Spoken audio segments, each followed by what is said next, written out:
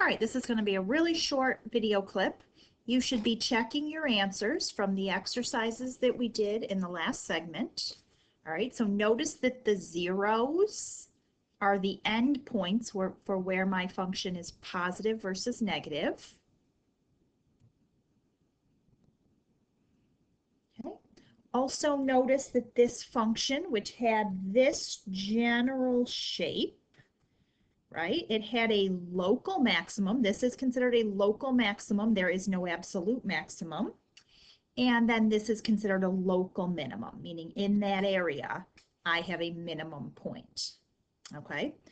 And the max and min points create the end points for where my function is increasing, right? I'm increasing till I get here, then I'm decreasing from here down, and then I'm increasing.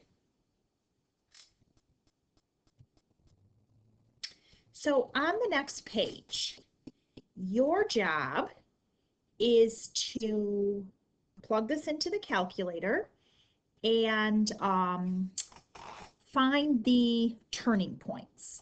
Now, identifying the zeros, you really don't need to use your calculator for that, right? You can if you want to, but can you tell by just looking what the zeros are? What would make f of x equal 0? Right? And one of those values would be -7. One of those values would be 0. And one of those values would be 4. Okay, so these are the zeros of the function. I'm going to let you find the turning points. But when you graph it, you're going to see a function that does something like this.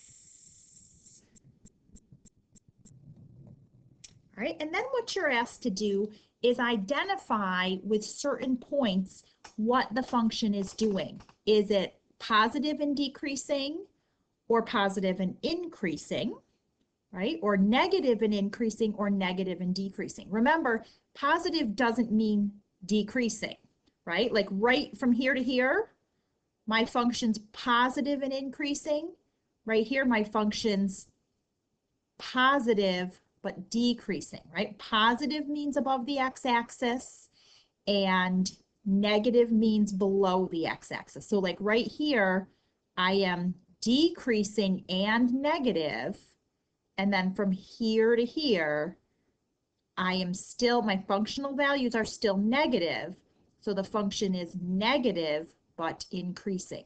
So for example, if I put -8 right here, right? What is the function doing there? Well, let's see. The function there is increasing, but it's below the x-axis. So at -8, you would want to write increasing and negative.